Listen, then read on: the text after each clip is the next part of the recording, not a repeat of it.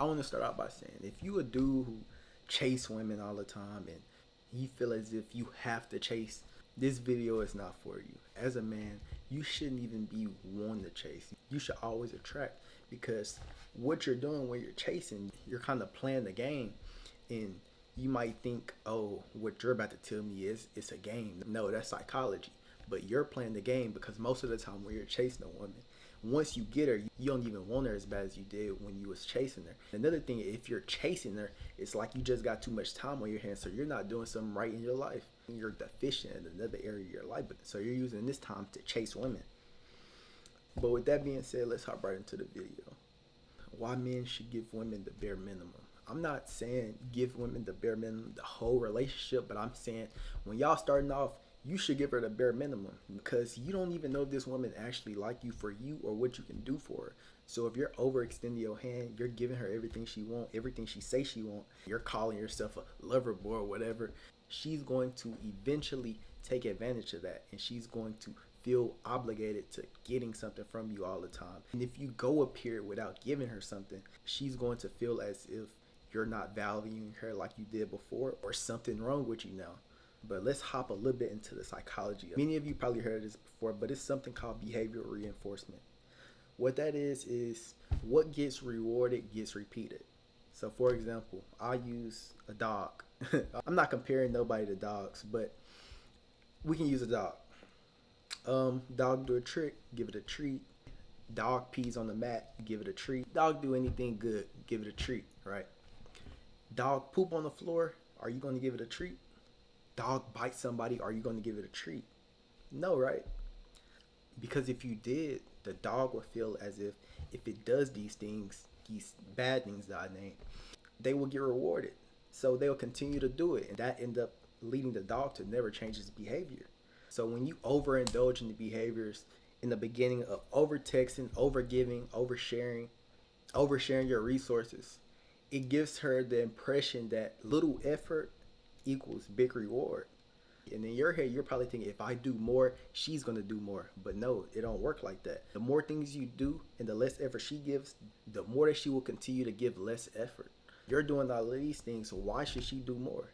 Why should she do more? Or why should he do more? Because I don't know if women watching this video, but this is for men and women actually. Why should they do more? You're training their nervous system to expect minimum effort equals big reward. That's conditioning. And humans respond to conditioning every single time. Now let's talk about the scarcity principle. I know a lot of women are not going to like me saying this, but just listen. As humans, we often value what is limited, not what's unlimited. So for example, if your attention, validation, effort is always instantly available, they start to value it less, and they'll start to treat you as if they're above you, men and women. And that ultimately leads to your perceived value being dropped. Not because you're not valuable, but because abundance without effort lowers psychological tension. Attraction needs tension. Without it, you're just like everybody else. Not being toxic, but tension, mystery, curiosity. That's why a lot of women always say like men that's mysterious and all these type of things. But when they get with you, they want to know everything about you, because they really like being sure and they like control. So they're going to want to know everything about you. But if you do that, if you give in to that, you begin to be on the losing side with no type of leverage. And this might sound like a game, but it's not. It's not. It's just psychology and how people are wired. When you start to give everything and let them know everything, there's like no climb. We're wired to value what we climb for or what we feel like we earned or deserve. While we kind of on this point, we can talk about dopamine and uncertainty. Dopamine is not triggered by like certainty. Dopamine is triggered by anticipation. That's why like the early stages of dating, it kind of feels so intense and electric. But when you start flooding somebody with constant access to you, constant overindulgence in your actions, and you just giving them all your time and your energy, it kind of feels as if things start to get dull. Things start to get predictable. And being predictable is not what you want to be in a relationship, especially not for a man, because that removes the attraction, that removes the tension, like I was saying before. And I'm not just saying be an asshole. There's a huge difference in being emotionally available and emotionally flooding. Like emotionally flooding is gonna make a motherfucker run away most of the time. Let's talk a little bit about power dynamics. A lot of people probably experience this. Whoever gives the most in a relationship, who's ever investing the most emotionally, and most of the time they're the one who always has less leverage. If you're the one who always initiating, planning, and emotionalizing, you've given over the upper hand, not because she took it, but because you volunteered it over. Balanced dynamics maintain attraction. It maintains the relationship. It keeps it everything healthy. Imbalanced dynamics either create boredom or like pressure. And neither one of those sustains desire, so you're repelling, if anything. So with that being said, we can talk a little bit about, I think it's called like the Kia effect. It's basically people often value what they put effort into. If she invests her time, she tends to plan stuff or bring stuff to your attention that y'all could do together. She supports you or help you grow in any type of way. That often leads to them becoming more attractive because they contributed in some type of way, shape, or fashion. But if you the one who building everything, initiating everything, she feels less ownership in the situation. That often leads to less attachment. If they feel as if they're helping, that often leads to them less likely doing some fuck shit, cheating on you, or doing anything that's outlandish because they invested so much, all of this time, energy, whatever into you. So they're less likely to do some fuck shit. So essentially what I'm saying is let her build with you, not just enjoy what you built.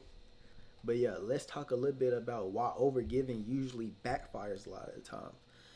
Usually when you overgive, she starts to feel comfortable, she starts to feel entitled, and that will lead to her never investing or leads her to stop investing. Another thing, if you overinvest in, she'll maybe start to feel pressure and start to pull back or even subconsciously lose interest because of the imbalance. Rarely does a woman ever think, oh, he's doing all this for me, I must have earned this. No, they think I deserve this. This is what he should be doing without even putting forth any effort to get it. And a lot of that plays into society and how women feel as if they should get everything just for existing. And I mean, everybody have their own paradigm, their own spear, and everybody should and could expect whatever they want out of life because I mean it's your spear. But don't let them dilute you into tricking you out of your spear to make sure they spear is living up to their expectations while you're suffering. So if you really follow what I done said throughout this video, you'll notice the long-term effects of how this shape your relationship. When investment grows mutually, attraction deepens and respect often stabilizes. But if you live a life of unbalance and you overextend, resentment will start to grow. I'm telling you here, remember what I'm telling you. Resentment will start to grow. You'll start to thinking, man, I do everything. And she'll start to thinking, oh, he don't even do enough. He was doing this at first. He was doing that at first. Now he ain't even doing that. He's just always there. Like I said, predictability kills excitement. I mean, if y'all don't want to listen, then y'all don't have to. But at the end of the day, you will probably always be getting cooked by a dude like me for doing the bare minimum and receiving the maximum effort. Because, I don't know, it's just psychology. You can hate it or you can adapt to it. But, I mean, if you're smart, you will probably listen to what I'm saying and kind of integrate these things into your future relationships or future talking stages and just see how things go. If it don't work, you can always stop doing it and go back to the, I don't know if I can say that word. Damn, I don't know if I can say that word, but you can go back to the dude that you always been and keep getting cooked, cheated on, and left. But hey, appreciate y'all for watching this video, and I'll see y'all in the next one.